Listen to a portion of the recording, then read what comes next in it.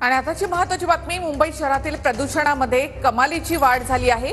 सध्या मुंबईचा air quality index हा 82 असल्याची माहिती मिळते। प्रदूषण वाढल्यामुळे नागरिकांच्या आरोग्यावर त्याचा परिणाम होतोय। मुंबईमध्ये रस्त्यांवर नव्याने चर खोदण्यास मनाई करण्यात आली आहे।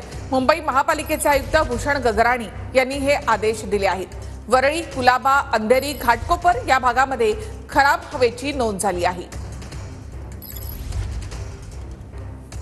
च्या दिवसांमध्ये मुंबईमध्ये मोठ्या प्रमाणात हवा प्रदूषण होत असताना यावरती महानगरपालिकेकडून विशेषतः वेगवेगळ्या खबरदारी घेतल्या जात आहेत, परंतु कुठेतरी ही खबरदारी आणि उपाययोजना ज्या आहेत त्या कमी पडतायत असं चित्र जे आहे ते सध्या मुंबईमध्ये पाहायला मिळतंय। आज नवीन वर्षाचा पहिला दिवस आहे। पहिल्या दिवशी देखील मुंबईमध्ये मोठ्या प्रमाणात धुक्याचं साम्राज्य असलेलं पाहायला मिळतंय।